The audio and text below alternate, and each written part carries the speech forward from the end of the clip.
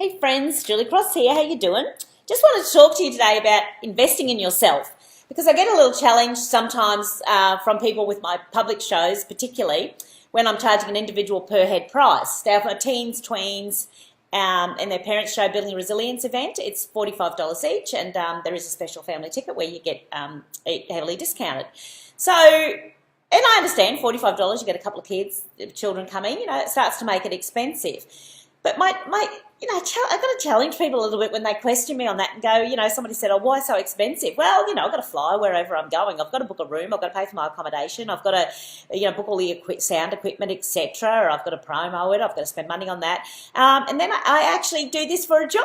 So I make no apologies that I actually have to make some money from it because that's what I do. And I've spent 20 years building up a wealth of information, developing my stagecraft and myself professionally so that I can be good at it and make sure that you get your money's worth when you do come to it. So I make no apologies for that. But this is the other thing around that mentality around that, is me questioning, what are you worth? So are you worth the investment? $45. When I give free tickets away to events, if people contact me and say, Julie, I know some people that really need to hear your message, but they can't afford it, and they genuinely cannot afford it, genuinely could not save up for it and afford it. Can you give them some free tickets? So I give free tickets. Do you know how many of those free ticket people show up? Hardly any of them, if any of them. You see, because there is no price attached, there is no value attached, and they are not people who want to be there. They're captives. So they're not somebody who might have thought that they were worth it, and so they don't even feel like they're worth showing up, and so they don't show up. Putting a price on it adds a value to it. People take much better notes if they're paying for the ticket because they see that there's a perceived value. I mean, I've done events for communities before where communities have had done fundraising, or they've had grants and they've put on a community event, so they've made it free for the community. They've got me to speak and paid for me with the grant, and people don't show up. People say they're going to, but they don't, because there's no commitment, because they haven't paid a ticket price for it. And so, it is really important. That is the first step. Knowing you're worth the $45 for the ticket is your first step in your first lesson. That you're worth it, because we're psychologically hypnotized into spending money once we're sick, emotionally or physically, but we don't spend money to stay healthy emotionally and physically. So we've got to shift that mentality and know that we're worth investing in staying strong and healthy. We spend, hundreds of dollars on our kids all the time on dressing them up on the outside, and we don't blink an eyelid because we're accustomed into spending that money.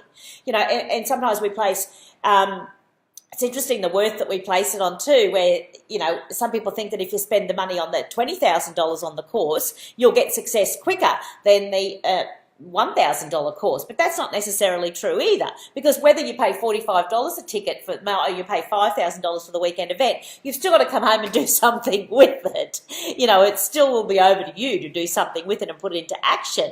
I saw this, read this some time ago, and this really hit home for me. And in this book, they challenged us on saying that your life's in a circle. If you put your whole life in a circle, it's a very busy circle. We've all got busy circles. In that circle is our time, our stuff, our relationships, and we're all trying to fit everything into this circle. Anytime you want anything in life, there is a price attached to it, which means you're going to have to take something out of the circle to pay the price to bring something else in. And so, I decided I wanted to be a fit and healthy version of myself and get fitter and healthier as I got older, and so something had to come out of the circle. So sleeping in had to come out of the circle, because I found some time laying around at 5 a.m. doing nothing.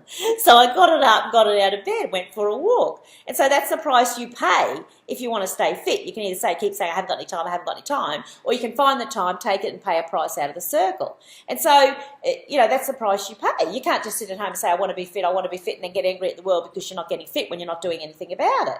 And so, some people, I challenge people, say, well, Julie Cross seminar's coming up, Julie Cross shoes. Some people buy the shoes, and some people say, well, I'm not going to buy the shoes this month or do this or have the meal out. I'm in fact going to go to Julie Cross instead, and I'll pay that price out of my circle. So you've got to make a choice as to what you're going to invest in this month or this week.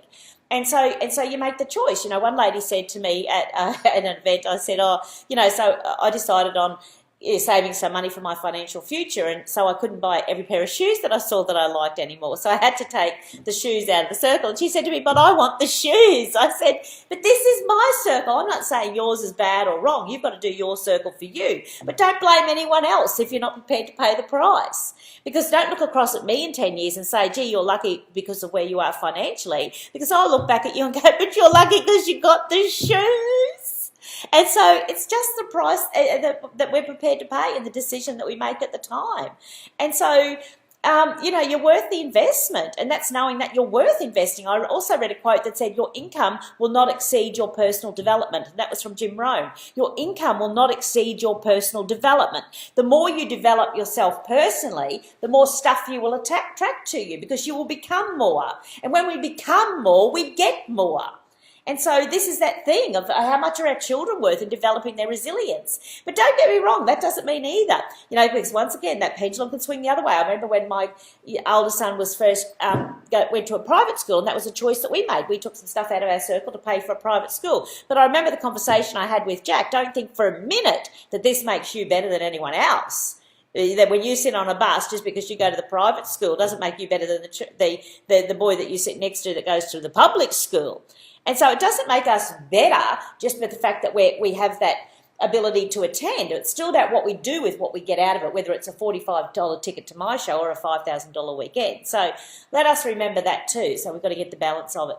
So I think you're worth the investment. And so, yeah, it's $45. And if you come to my event and you leave and you feel like you never got anything out of that and that you never got your value in that time, and the energy that was in the room and the message, then I'll give you money back. I've got no qualms about that. But yeah, the first lesson is knowing you're worth the $45 to come to the event. It's $45. Okay, thank you. Talk to you later.